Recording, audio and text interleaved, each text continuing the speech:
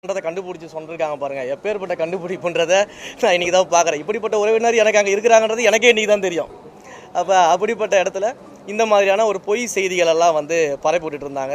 அடுத்தது ஏதோ அரசாங்கம் கவனம் செலுத்தாமல் அரசாங்கமுக்கு தெரிந்து தான் இதெல்லாம் நடக்குது, அமைச்சர்களுக்கு தெரிஞ்சு தான் இதெல்லாம் நடக்குது அப்படின்றது போல் பல பேர் பல்வேறு விஷயங்களை பொய்யாக புரட்டாக சமூக வலைதளங்கள்லையும் சில யூடியூப்களிலும் பார்த்திங்கன்னா பரப்பிட்டு வராங்க. ஸோ அதற்கு ஒரு விளக்கமாக தான் இந்த விஷயத்தை நம்ம சொல்கிறோம். என்னென்ன நடவடிக்கைகள் நம்ம எடுத்திருக்கோம் அப்படிங்கிறத நம்ம சொல்கிறதுக்காக தான் முக்கியமாக இன்றைக்கு செய்தியாளர்களை சந்திக்கிறோம். இந்த பழனியுடைய அடிவாரத்தில் இருக்கக்கூடிய தண்டபாணி மடத்துக்கு சொந்தமான அந்த நிலத்தை பொறுத்த வரைக்கும் ஏற்கனவே பார்த்திங்கன்னா பல முறை அந்த இடத்தை ரிஜிஸ்டர் பண்ணக்கூடாது யாருக்கும் அப்படின்னு சொல்லிட்டு பழனி கோயிலுடைய ஜேசி மூலயமாக சப் ரிஜிஸ்டர் ஆஃபீஸ்க்கும் டிஸ்ட்ரிக்ட் ரிஜிஸ்டர் ஆஃபீஸ்க்கும் பல முறை கடிதங்கள் வழங்கப்பட்டிருக்குது. நீங்கள் அந்த கடிதங்கள் பார்த்தீங்கன்னா 15/9/2025, 16/11/25 போன 2025 பார்த்தீங்கன்னா இந்த கடிதங்கள்லாம் நம்ம வழங்கியிருக்கிறோம். இதை தாண்டி கடந்த மார்ச் மாதம் 2026 மார்ச் மாதம் 27ஆம் தேதி அன்னைக்கு பார்த்தீங்கன்னா அந்த லேண்டை திரும்ப ரிஜிஸ்ட்ரேஷன் பண்ணுறதுக்கு ட்ரை பண்ணியிருக்கிறாங்க. ஒரு ஃப்ராட்லண்ட் சேல் டீடை வச்சு ரிஜிஸ்ட்ரேஷன் பண்ணுறதுக்கு ட்ரை பண்ணியிருக்கிறாங்க. ஸோ அதையும் நம்ம அன்றைக்கி பண்ண முடியாமல் போனதுனால என்ன பண்ணுறாங்கன்னா ஒரு ரெஃப்யூசல் ஸ்லிப் ஒன்று கொடுத்துட்றாங்க. இதை பண்ண முடியாது அப்படின்னு சொல்லிட்டு ரெஃப்யூசல் ஸ்லிப்பு ஒன்று அந்த ஏப்ரல் மாதத்தை 1ஆம் தேதி கொடுத்துட்றாங்க. அந்த ரெஃப்யூசல் ஸ்லிப்பை வச்சுக்கிட்டு அந்த ப்ரைவேட் பார்ட்டி என்ன பண்ணுறாங்க, ஒரு 2-3 பேர் சேர்ந்துக்கிட்டுனா கோர்ட்டுக்கு போகிறாங்க. ஸோ கோர்ட்டுக்கு போயிட்டு ஏப்ரல் 10ஆம் தேதி ஒரு ஆர்டர் ஒன்று வாங்குறாங்க. அந்த ஆர்டரில் பார்த்தீங்கன்னா கோர்ட்டு ஒரு வழிமுறையை கொடுக்குறாங்க. டாக்குமெண்ட்ஸ் எல்லாம் வெரிஃபை பண்ணி அது சரியாக இருந்தால் ரிஜிஸ்ட்ரேஷன் பண்ணலாம் அப்படின்ற டாக்குமெண்ட்ஸ் சரியாக இருந்தால் வெரிஃபை பண்ணி கேன் பி கன்சிடர்னு ஒரு கேன் பி கன்சிடர்னு சொல்கிறாங்க. ஸோ அப்படி ஒரு ஆர்டரை கொடுக்குறாங்க. இந்த ஆர்டருமே வித்தின் த 1 வீக், ஒரு வாரத்துக்குள்ளே இதை செய்யணும் அப்படின்றது தான் கோர்ட்டுடைய அன்றைக்கு இருந்த ஆர்டராக இருக்கிறது. ஆனால் அதற்கு பிறகு பார்த்தீங்கன்னா அந்த ஆர்டரை வைத்துக்கொண்டு இப்போ ஜூலை மாதம் என்ன பண்ணுறாங்கன்னா 3ஆம் தேதி சப் ரிஜிஸ்டர் ஆஃபீஸ் அந்த ப்ரைவேட் பார்ட்டிஸ் நாடி ஆமாம் ஸோ சப் ரிஜிஸ்டர் ஆஃபீஸ்க்கு போகிறாங்க. போயிட்டு 3ஆம் தேதி இதை ரிஜிஸ்ட்ரேஷன் பண்ணணும்னு சொல்லி கேட்குறாங்க. ஆனால் 2ஆம் தேதியே 3ஆம் தேதி அவர் போகிறாங்க அந்த ரிஜிஸ்ட்ரேஷன் பண்ணுறதுக்கு. அதற்கு முன்னாடி நாள் 2ஆம் தேதியே பழனியுடைய ஜேசி என்ன பண்ணுறாரு அப்படின்னா இந்த லேண்டில் எந்த விதமான ரிஜிஸ்ட்ரேஷனும் பண்ணக்கூடாது அப்படின்னு சொல்லிட்டு டிஸ்ட்ரிக்ட் ரெஜிஸ்டர் ஆஃபீஸுக்கு மீண்டும் கடிதத்தை எழுதிடுறாங்க. 3ஆம் தேதியும் அந்த ரிஜிஸ்ட்ரேஷனை ஹோல்டு பண்ணி பெண்டிங்கில் போட்டுடுறாங்க. முயற்சி பண்ணுறாங்க நம்ம பெண்டிங்கில் போட்டுடுறோம் முயற்சி பண்ணுறாங்க. அப்போ இருந்த சப் ரிஜிஸ்டர் அப்போ அசிஸ்டன்ட் ஒருத்தர் ஒர்க் பண்ணிட்டு இருக்கிறாரு. நாங்கள் 1ஆம் தேதி ஒரு ட்ரான்ஸ்ஃபர் போடுறோம், புதுசாக ட்ரான்ஸ்ஃபர் ஆனவங்க இன்னும் ஜாயின் பண்ணல. அதுக்காக ஒரு அசிஸ்டன்ட் சப் ரிஜிஸ்டார் பொசிஷனில் இருக்கிறாங்க. அவர் மறுத்துறாரு, இந்த பெண்டிங்கில் போட்டுறாரு அந்த டாக்குமெண்ட் ரெஜிஸ்டர் பண்ணாங்க. பெண்டிங்கில் போட்டு முடிச்சதுக்கப்புறம் பார்த்தீங்கன்னா திரும்ப 6ஆம் தேதி ஒரு அடிஷ்னலாக சார்ஜ் எடுத்துக்கிறதுக்காக லீவில் இருக்கக்கூடிய இடத்துல ஒரு ஆள் சார்ஜ் எடுத்துக்கணும். அந்த பர்சனும் லீவில் போகிறதுனால சார்ஜ் எடுக்கணும் ஒருத்தரை ஸோ அந்த ஜஸ்டின் மணிகண்டன் அப்படின்றவர் சார்ஜுக்கு அன்றைக்கி லீவில் போகிறதுக்காக யாருமே இல்லைன்றதுனால சார்ஜுக்கு வராரு. அவர் இதை பற்றியான இந்த ஹிஸ்ட்ரியை தெரியாமல் என்ன பண்ணிடுறாரு அப்படின்னா அந்த ரிஜிஸ்ட்ரேஷனை அன்றைக்கி பண்ணி கொடுத்துட்றாரு. இது 6ஆம் தேதி நடக்குது. அப்போ இது தெரிஞ்ச உடனேயே உடனடியாக நம்மளுடைய ஹெச்ஆர்என்சியினுடைய அதிகாரிகள் என்ன பண்ணுறோம் அப்படின்னா இந்த ரிஜிஸ்ட்ரேஷன் இல்லீகலானது, இதை அவங்க இந்த ஹிஸ்ட்ரியை பார்க்காம பண்ணி கொடுத்துட்டாங்க அப்படின்னு சொல்லி சம்மந்தப்பட்ட துறை அதிகாரிகள் பதிவுத்துறை அதிகாரிகிட்டலாம் பேசி அந்த நிலத்தோடைய ரிஜிஸ்ட்ரேஷனை ஸ்டாப் பண்ணுறதுக்கு என்னென்ன வழிமுறைகள் இருக்குதோ அது எல்லாத்தையும் முன்னெடுத்துருக்குறோம். கோர்ட்டில் இது சம்மந்தமான வழக்கு இருக்குது. இன்றைக்கு அந்த வழக்கு விசாரணைக்கு வந்துச்சு. விசாரணைக்கு வரும்பொழுது ஹெச்ஆர்என்சியும் ஒரு பார்ட்டியாக அவங்க அட்மிட் பண்ணியிருக்கிறாங்க. நாளைக்கு மறுபடியும் இந்த கோர்ட்டில் கேஸ் வருது. அப்போ இந்த லேண்டை நம்ம திரும்ப ரிட்ரைவ் பண்ண போகிறோம் அப்படின்றதுல எந்த விதமான சந்தேகமும் யாருக்கும் இங்கே தேவை கிடையாது. அதே போல் மாண்புமிகு அமைச்சர் அவர்களும் அவர் துறை சார்ந்து அந்த சார் பதிவாளரை உடனடியாக சஸ்பென்ஷன் பண்ணிவிட்டு நேர்மையான விசாரணைக்கு என்னென்ன செய்ய முடியுமோ அது எல்லாத்தையும் அவரும் அவர் துறை சார்ந்து பண்ணிக்கிட்டு இருக்கிறாரு.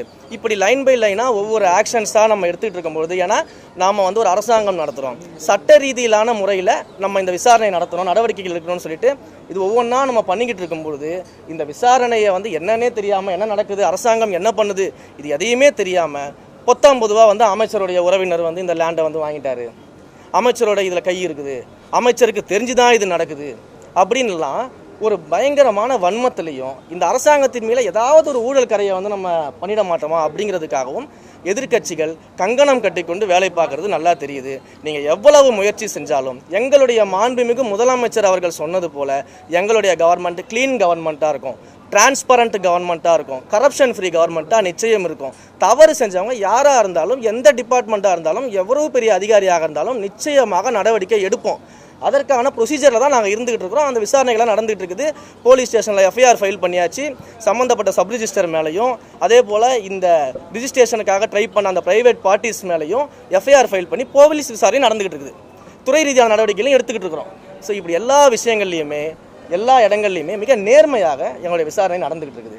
இதற்கு நடுவில் இது போல் பொய் புரட்டுகளை பரப்புவர்கள் மேலே, குறிப்பாக என்னுடைய உறவினர்னு சொல்லி பொய் புரட்டுகளை நிறைய பேர் பரப்பிட்டு இருக்காங்க பார்த்தீங்களா, அவங்க மேலே எல்லாமே சட்டப்படி நடவடிக்கை எடுக்கிறதுக்கான முயற்சிகளை நான் முன்னெடுத்திருக்கிறேன். காவல்துறையில் புகார் அளிச்சிருக்கிறோம். தொடர்ந்து இது போல் செய்யும் வகையில் யார் யாரெல்லாம் இப்படி பொய் புரட்டு புகார்களை பரப்பிட்டு இருக்காங்களோ அவங்க மேலே நடவடிக்கை எடுக்கப்படும்.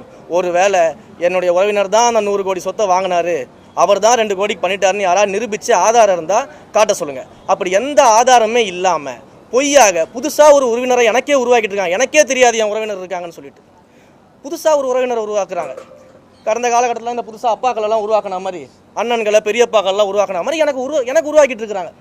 அப்போ எங்களுக்கு யாரை பற்றியும் கவலை கிடையாது. எங்களுக்கு மடியில் கனம் இல்லை, வழியில் பயம் இல்லை. நாங்கள் தைரியமாக இந்த விஷயத்தில் இருக்கிறோம். இன்னொரு விஷயமும் சொல்கிறேன், கோயில் நிலங்களை பொறுத்த வரைக்கும் 1 இன்ச்சு கூட யாருக்கும் கொடுப்பதற்கு நாங்கள் தயாராக கிடையாது. கோயில் நிலங்களை பொறுத்த வரைக்கும் இது போன்ற இல்லீகல் ஆக்டிவிட்டீஸில் நேர்மையாக துரிதமாக சட்டப்படி எல்லா நடவடிக்கையும் எடுக்கப்படும் அப்படிங்கிறத இந்த இடத்துல நாங்கள் தெரிவிச்சுக்கிறோம். சார் இதே போல வந்து பார்த்தீங்கன்னா வெண்ணமலை, அதாவது கரூர் பிரச்சனை கொண்டு வந்தாங்க. கரூரில் 4 கோயில்களில் இடம் அந்த இடம் பார்த்தீங்கன்னா உங்களுக்கு நீங்க கொடுத்ததா கோயில் இடத்த தாரவாத்து கொடுத்துட்டாங்க. அப்போ அதுவும் ஒரு விமர்சனம் வருது, செய்தியாளர் சந்திப்புன்னு சொல்லியிருக்காங்க. கரூர்லேயே 2 விதமான ஒரு குழப்பங்கள் இருக்கு. ஏன்னா ஒரு புறம் கோயில் இருந்த நீங்க கொடுத்துருக்கீங்க, அதே போல வெண்ணமலையிலையும் மக்கள் ஏற்கனவே கவர்மெண்ட் ரிஜிஸ்டர் பண்ணதெல்லாம் அப்போ கோயில் இடம் இருந்த போது ஏன் ரிஜிஸ்டர் பண்ணாங்க? ஏன்னா இப்போ என்ன பண்றது இல்லைன்றீங்க, ஆரம்பத்தில் ஏன் பண்ணாங்க? இல்ல, அருமையான கேள்வி அண்ணன் கேட்டாரு. இதுவும் ஒரு பொய்யான புரோபகண்டா. கோயில் நிலத்தை தாரவாத்துட்டாங்க, கோயில் நிலத்தை பட்டா போட்டு கொடுத்துட்டாங்க, கோயில் நிலத்தை ஆக்கிரமிப்பாளர்களுக்கு கொடுத்துட்டாங்க, இப்படின்னு டிசைனாக கலராக போய் சொல்லி ரீல் சுற்றிக்கிட்டு இருக்கிறாங்க சில பேர். குறிப்பாக அண்ணன் நயினார் நாகேந்திரன் போன்றவர்கள்லாம் இது என்ன விஷயம், என்ன ஹிஸ்ட்ரி இருக்குது, என்ன சட்டங்கள் இருக்குது, இது எதையுமே பார்க்காம கலராக ரீல் சுற்றிக்கிட்டு இருக்கிறாங்க சமூக வலைதளத்தில். அதாவது இனாம் ஒழிப்பு சட்டம்னு ஒன்று இருக்குது. இது அண்ணனுக்கு தெரியுமா என்னன்னு எனக்கு தெரியல. இனாம் ஒழிப்பு சட்டத்தின் மூலமாக 1963-67 காலகட்டத்தில் பார்த்தீங்கன்னா பல்லாண்டுகளுக்கும் மேலாக அங்கே உழவு தொழில் செய்து விவசாயம் செய்து வந்த அந்த மக்கள், குடிவாரம்னு சொல்லக்கூடிய அந்த மக்கள் அங்கே வசித்து வராங்க. அப்போ அவங்களுக்கு அந்த இடத்துடைய உரிமையை கொடுக்கும் விதமாக, அந்த இடத்தை அனுபவித்து அவங்க அதற்கான பயன்பாட்டு கொண்டு வரும் விதமாக அந்த இனாம் ஒழிப்பு சட்டத்தின் மூலமாக அன்றைய காலகட்டத்தில் பார்த்தீங்கன்னா ஃபுல் சர்வே, ஒரு செட்டில்மெண்ட் தாசில்தாரை போட்டு கம்ப்ளீட் சர்வே எல்லா வகையிலும் என்கொயரி பண்ணி யார் யாருக்கெல்லாம் நியாயமாக பட்டா வழங்கப்பட வேண்டும்னு முடிவு பண்ணாங்களோ அவங்க எல்லாருக்கும் அப்போவே பட்டா வழங்கிட்டாங்க. இவங்க சொன்னது போல் ஏதோ புதுசாக தாவேக்கா ஆட்சிக்கு வந்தோடனே பட்டா போட்டு கொடுத்துட்டோம் அப்படின்றது ஒரு அப்பட்டமான பொய். அது இனாம் ஒழிப்பு சட்டத்தின் மூலமாகவே அவங்களுக்கு பட்டா கொடுத்தாச்சு. பட்டா கொடுத்ததுக்கு பிறகு 60 ஆண்டுகளுக்கு மேலாக அந்த மக்கள் அங்கே வசிச்சுட்டு வராங்க. பல முறை அந்த 60 ஆண்டு காலத்தில் பல முறை அந்த மக்கள் நிலங்களை விற்கிறது, வாங்கிறது, லோன் எடுக்கிறது, இன்னும் சொல்லப்போனால் பல்வேறு இடங்களில் கவர்மெண்ட் ப்ராஜெக்ட்ஸுக்கு அந்த இடத்த எடுக்கும் பொழுது சம்மந்தப்பட்ட நில உரிமையாளர்களுக்கு அந்த பட்டா வச்சுருக்காங்க இல்லையா, இன்றைக்கி அவங்க என்க்ரோச்சர்னு சொல்கிறாங்க இல்லையா, அந்த பட்டா உரிமையாளர்களுக்கு அரசாங்கமே காம்பன்சேஷனும் கொடுத்துருக்கக்கூடிய வரலாறுகள்லாம் இங்கே இருக்குது. அப்போ அரசாங்கமே ஒருத்தர் காம்பன்சேஷன் கொடுக்குறதுனா அவருக்கு ரைட் இருக்கிறதா தானே கொடுக்குறாங்க. அப்போ இதெல்லாம் அங்கே இருக்குது. இந்த 60 ஆண்டு காலம் இருந்தவங்கள சில அரசியல் சூழல்கள் என்ன பண்ணுறாங்கன்னா பிளாக் பண்ணுறாங்க. ஏன் பிளாக் பண்ணுறாங்க அப்படின்னா, இதெல்லாம் கோவில் நிலங்கள், கோவில் நிலங்களுக்கு சொந்தமானது அப்படின்னு சொல்லி 1912 அந்த காலகட்டத்தில் இருக்கக்கூடிய ரிஜிஸ்டர்ஸை எடுத்து வச்சுக்கிட்டு அந்த ரிஜிஸ்டரை மென்ஷனாக பண்ணி இஓக்கள் மூலியமாக அன்றைக்கு இருந்த இஓக்களை வச்சுக்கிட்டு லெட்டரை மட்டும் கொடுத்து சப் ரிஜிஸ்டர் ஆஃபீஸ் மூலமாக இந்த இடத்தெல்லாம் பிளாக் பண்ணிடுறாங்க. எந்த விதமான டிரான்சாக்ஷனும் பண்ண விடாமல் பிளாக் பண்ணுறாங்க, ஜீரோ வேல்யூ பண்ணுறாங்க. அப்போ இந்த பிளாக் பண்ணதுனாலையும் டிரான்சாக்ஷனை ஜீரோ வேல்யூ பண்ணதுனாலையும் அங்கே இருக்கக்கூடிய மக்கள் எவ்வளவு கஷ்டப்பட்டுருக்காங்க, எவ்வளவு போராடி இருக்காங்க, எத்தனை போராட்டங்களுக்கான ஆதாரத்தை நான் கொடுக்க முடியும், முடிச்சிடுறேன். ஸோ இந்த மாதிரியான விஷயங்கள் நடந்துகிட்டு இருக்கும்போது அந்த மக்கள் ஒரு கல்யாணம் காட்சினா லேண்ட் அடிச்சு லோன் வாங்க முடியாது, ஒரு அவசர தேவைக்கு லேண்டை விற்க முடியாது, வீட்டை விற்க முடியாது, எந்த டிரான்சாக்ஷனும் பண்ண முடியாத ஒரு சூழலில் அவங்க மாட்டிக்கிட்டாங்க. இதற்கான போராட்டம் தொடர்ந்து நடந்துகிட்டு இருக்குது. அதே போல் கடந்த தேர்தலில் இதே அதிமுக பாஜக கூட்டணி வச்சு சந்திக்கும் பொழுது இந்த இனாம் விஷயம் தொடர்பாக மக்களுக்கு ஏற்றார் போல நாங்கள் என்னென்ன நல்ல நடவடிக்கை எடுக்கணுமோ எடுக்கிறோம்னு சொல்லி தேர்தல் அறிக்கையிலேயே கொடுத்துருக்காங்க. ஆனால் இன்றைக்கு அவங்க எதிர்த்து பேசுகிறாங்க. புரியுதுங்களா? அப்போ இந்த மாதிரியான விஷயங்கள் பண்ணிட்டு இருக்கிறோம். இதில் நியாயப்படி நீங்கள் பார்த்தீங்கன்னா மொத்தம் வந்து நம்மளுடைய கரூர் மாவட்டத்தை பொறுத்த வரைக்கும் 3071 இனங்கள் சர்வே நம்பர்ஸ் வந்து பிளாக்கில் இருக்குது. அதில் கோவில் நிலங்கள் 2024 சர்வே நம்பர்ஸ் பிளாக்கில் தான் இருக்குது. அதை யாராலையும் கை வைக்க முடியாது. ஓகேங்களா? அதே போல் பட்டா நிலம் 1167 நிலங்கள் இருக்குது. அதில் வந்து பார்த்தீங்கன்னா தெளிவான இனங்கள் கிளியர் கேசஸ் அப்படின்னு சொல்லிட்டு இனாம் ஒழிப்பு சட்டத்தின் மூலமாக பட்டா பெறப்பட்டு இண்டிவிஜுவல் நேம்ஸுக்கு பட்டா கொடுக்கப்பட்ட பிறகு அதற்கு பிறகு வந்தக்கூடிய யூடிஆர்லையும் இண்டிவிஜுவல் நேமில் அவங்க பட்டா இருக்கும். அதற்கு பிறகு கம்ப்யூட்டரைஸ்டு பண்ணதுக்கப்புறமும் இண்டிவிஜுவல் நேமில் அந்த பட்டா இருக்கும். இந்த 3 ரிஜிஸ்டரையும் சரியாக சரிபார்த்து இந்த கிளியர் கேசஸ் இந்த கேசஸ் மேலே எந்த விதமான கோர்ட்டு வழக்குகளும் நிலுவையில் கிடையாது. எந்த கோயிலும் போயிட்டு எங்களுடைய லேண்டுன்னு சொல்லி சிவில் சூட் போட்டெல்லாம் வழக்குகளும் நிலுவை கிடையாது. அப்படி எதுவுமே இல்லாத இந்த கிளியர் கேசஸ் இருக்குது பார்த்தீங்களா, அதனுடைய பிளாக்ஸை மட்டும்தான் அவங்களுடைய டிரான்சாக்ஷன் இருக்கக்கூடிய பிளாக்கை மட்டும்தான் ரிலீஸ் பண்ணியிருக்கிறோம். இவங்க சொன்ன மாதிரி கோயில் நிலத்தை கொண்டு போய் பட்டா போட்டு கொடுக்கல, புதுசாக பட்டா போட்டு கொடுக்கல, இதெல்லாம் தான் நம்ம பண்ணியிருக்கிறோம்.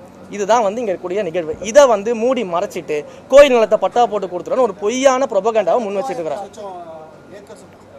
3000 சொச்சம் ஏக்கர் டோட்டல் பிளாக்ல இருக்கு. அதுல கோயில் நிலங்கள் 2024 சர்வே நம்பர்ஸ் தான் இருக்கு. ஓகேங்களா? அந்த 2024 நம்ம ஒரு இன்ச்சு கூட கை வைக்கல. இன்னுமே அதுல வந்து நீங்க வெண்ணமலை கோயிலே வரல. வெண்ணமலை கோயில் என்ன பிரச்சனை இருக்கு அதுல? ஏன்னா இதுல வந்து நீங்க ஒரு விஷயம் கேளுங்க, ஏதாவது ஒரு விஷயம் கேளுங்க. 4 கோயில்ல பேசிட்டீங்க. இதே அது ஒட்டி தான் வருது. வெண்ணமலை கோயில்ல என்ன பிரச்சனை?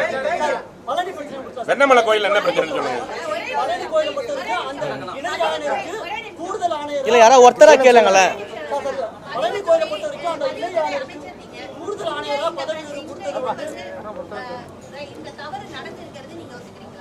தவறு நடந்திருக்கு.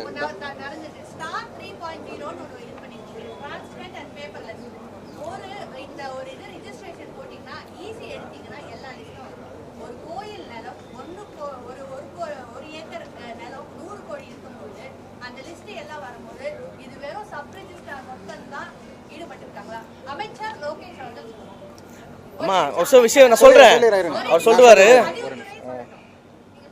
சப் ரெஜிஸ்ட்ரார் இந்த சப் ரெஜிஸ்ட்ரார் தப்பு பண்ணாருன்னு தெரிஞ்சதுனால தான் அவர் வந்து நேற்றே சஸ்பெண்ட் பண்ணியாச்சு. அவர்கிட்ட நம்ம பேசும்போது ஓரலாக என்ன சொல்றாரு அப்படின்னா, கோர்ட் டைரக்ஷன் வச்சு நான் அந்த பத்திரத்தை பதிவு செஞ்சுட்டேன் அப்படிங்கிறாரு. என்ன அப்புறம் இப்போ நம்ம வந்து அந்த டாக்குமெண்ட் ஹோல்ட் பண்ணி தான் வச்சிருக்கிறோம். இப்போ என்ன கேட்டீங்க? ஸ்டார் அவருக்கு மட்டும்தான் தெரிஞ்சு நடந்துச்சான்றதுக்கு இல்ல அதுதான் சொல்றேன்ல, இவர் கோர்ட் டைரக்ஷன் வச்சு பண்ணியிருக்கிறாரு. இந்த கோர்ட் வந்து தலையிட்டு இது வந்து டாக்குமெண்ட்ஸ் கன்சிடர் பண்ணி you can be consider to register அப்படிங்கிற மாதிரி ஒரு டைரக்ஷன் கொடுத்துறாங்க. அதை வச்சு இவர் பண்ணிட்டேன்னு எங்ககிட்ட சொல்றாரு. பட் அது தவறு நடந்தது தான் சப் ரெஜிஸ்ட்ராரை நாங்கள் சஸ்பெண்ட் பண்ணிட்டோம், டாக்குமெண்ட்டை ஹோல்ட் பண்ணிட்டோம். அதுக்கு தான் சொல்ல வரவே இல்லை. விஷயத்துக்கு வரும். அவரு இப்ப அவர் சொன்னது போல அந்த தவறு நடந்திருக்கு. ஆமா அதுதாங்க சொல்ல வர. அவர் நான் கன்க்ளூட் பண்றேன். ஏன்னா ஒரே விஷயத்தை சுத்தி வர வேண்டாம். நான் கன்க்ளூட் பண்றேன். இருங்க இதுக்கு இதுல சப்ரெஸ் நீங்க இன்னொரு கேள்வி கேட்டீங்க. சப்ரெஸ்டார் மட்டும்தான் இதுல வந்து சம்பந்தப்பட்டிருக்காரான்னு ஒரு கேள்வி கேட்கறீங்க. இவருக்கு மேல யார் இருந்தாலும் இதில் யார் சம்பந்தப்பட்ட துறை ரீதியான நடவடிக்கை எடுத்தாச்சு. இதுக்கப்புறம் விசாரணையும் தொடங்கியாச்சு. இவருக்கு மேல யாராக இருந்தாலும் அவர் மீது என்ன நடவடிக்கை எடுக்கணுமோ அத்தனை நடவடிக்கை எடுக்கப்படும்.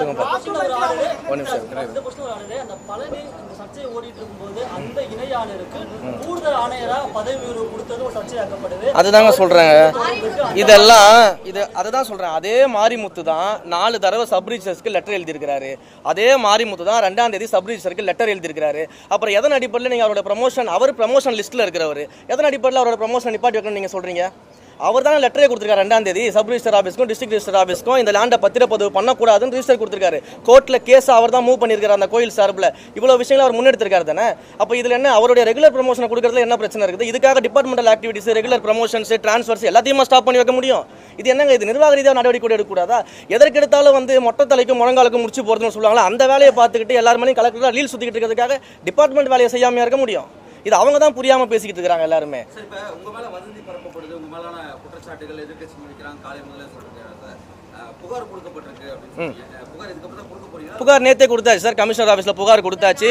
சம்மந்தப்பட்ட ஐடிஸு, எந்தெந்த யூடியூப் மீடியாஸு, எந்தெந்த முக்கியமான மீடியாக்களில் என்னுடைய உறவினர்னு சொல்கிறது, எனக்கு இதில் பங்கு இருக்குன்னு சொல்கிறது, ஆதாரம் இல்லாத குற்றச்சாட்டில் யார் யாரெல்லாம் வச்சுருக்காங்களோ ப்ராப்பர் லிங்கோட அவங்க செய்தியோட எல்லாத்தையுமே கமிஷனருக்கு கம்ப்ளைண்ட் கொடுத்துருக்குறோம். அதன் மேலே ஆக்ஷன் எடுப்போம். தொடர்ந்து இதே மாதிரி இழிவாக முறையில் இதே மாதிரி ஒரு பொய் புரட்டு செய்திகளை ஆதாரம் எல்லாம் பேசிகிட்டு இருந்தால் அடுத்த கட்ட நடவடிக்கைகள் எடுப்போம். சட்ட ரீதியாக கொடுத்தாச்சு, கம்ப்ளைண்ட் கொடுத்தாச்சு, எஃப்ஐஆர் இன்னைக்கு ஃபைல் பண்ணிடுவாங்க. 4 கோயிலை தவிர நான் ஒரு கேள்வி எனக்கு என்ன முடியல, அது நம்ம கேள்வி அதை முடிச்சுடுங்க. நேற்று நைட்டு தாங்க கொடுத்துருக்குறோம். அவங்களும் அதை பார்த்துட்டு எஃப்ஐஆர் ஃபைல் பண்ணுவாங்கல்ல. சாதாரண மக்களாக இருந்தாலும் ஒன்று தான், அமைச்சர் இருந்தாலும் ஒன்று தான். அமைச்சர் நான் மட்டும் என்ன ஃபாஸ்ட் ஃபார்வர்டாக பண்ண முடியும்? அவங்க விசாரிச்சுட்டு எஃப்ஐஆர் போட்டு கொடுப்பாங்க. நாங்கள் எங்கள் வேலையை பார்த்துட்டு இருக்கிறோம். சார் ஐயா, என் கேள்விக்கு பதில், ஏன்னா 4 கோயிலில் வந்து 4 கோயிலுக்கு அந்த இது பண்ணிட்டீங்க. இப்போ இன்னுமே அதுதான் சொல்றேனே, இதுக்கு சம்பந்தப்பட்ட எந்த ஒரு அதிகாரி, எந்த ஒரு தனிநபராக இருந்தாலும் சட்டப்படி நடவடிக்கை உட்படுத்தப்படுவார்கள். நாங்க தேவைப்பட்டா இதுக்கு மேல் விசாரணைக்கு எந்த வித லெவலையும் சிஎம் கிட்ட ரெக்வஸ்ட் பண்ணி நாங்க வந்து இப்ப 4 கோயில், ஒரு நிமிஷம், 4 கோயில்ல வந்து அந்த பிரச்சனை வந்து முடிஞ்சது.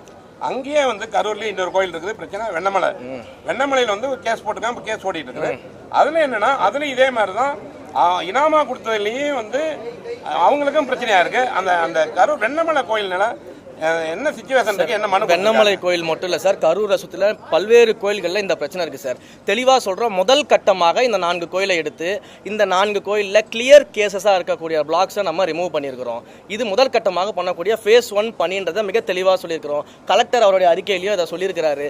இது எல்லாமே ஒரு ஸ்டெப் பை ஸ்டெப் ப்ரொசீஜராக பண்ண போகிறோம். இன்றைக்கு கோர்ட்டில் ஹியரிங் வந்திருக்குது, கோர்ட்டில் கவுண்டர் ஃபைல் பண்ண சொல்லியிருக்காங்க. இன்றைக்கு இந்த வழக்கின் மீது எந்த விதமான ஸ்டேவும் வந்து கொடுக்கல. ஸோ ப்ராப்பர் டாக்குமெண்ட்ஸை கோர்ட்டில் சப்மிட் பண்ண சொல்லியிருக்காங்க. நாங்கள் கவுண்டர் கொடுக்க போகிறோம். அதே போல் இந்த மாதிரியான கிளியர் கேசஸ் இன்னும் எங்கெங்கெல்லாம் இருக்குது, இதற்கு நாங்கள் என்னென்ன அடுத்த கட்ட முன் நடவடிக்கை எடுக்க போகிறோம் அப்படிங்கிறது எல்லாமே நானும் மாண்புமிகு அமைச்சரும் ரெவென்யூ மினிஸ்டரும் எல்லாரும் சேர்ந்து முடிவு பண்ணி சிஎம் கிட்ட அப்ரூவல் வாங்கிட்டு தொடர்ச்சியாக தெளிவாக சொல்கிறோம். கோயில் நிலங்களை பாதுகாப்பதில் எங்களுடைய அரசு, இந்து சமய அறநிலையத்துறையும் மிக கவனமாக இருக்கிறது. கோயில் நிலங்களை ஒரு இன்ச்சு கூட யாருக்கும் விட்டுத்தர மாட்டோம். அதே சார் போல் இந்த மாதிரியான மக்கள் வாழ்வாதார பிரச்சனை, மக்கள் அவங்களுடைய இத்தனை ஆண்டு காலமாக வாழ்ந்து எல்லா டாக்குமெண்ட்ஸும் வச்சுக்கிட்டு பட்டா வச்சுக்கிட்டு அரசாங்கம் ஒரு ஆக்ட் போட்டு பட்டா கொடுத்து அதை கூட பயன்படுத்த முடியாத சூழலில் இருக்கும்போது அங்கு மக்களுக்காகவும் இந்த அரசாங்கம் செயல்படக்கூடும். அதனால் மக்கள் பிரச்சனையாக அணுகுவோம், கோயில் பிரச்சனையாக அணுகுவோம். இதில் நாங்கள் கிளியர் கட்டு டைரக்ஷனோட இருக்கிறோம். கடந்த ஆட்சிகள்லாம் நீங்கள் பார்க்கும்பொழுது எல்லாமே கோயில் நிலம்ன்ற சப்ஜெக்டுக்குள்ளே தான் போவாங்களே தவிர்த்து கோயில் நிலம், இனாம் நிலங்கள்னு நம்ம இன்னைக்கு ஸ்பிளிட் பண்ணி எல்லாத்தையும் பண்ணியிருக்கிறோம். ஸோ இது தொடர்ச்சியாக நடைபெறும். கோயில்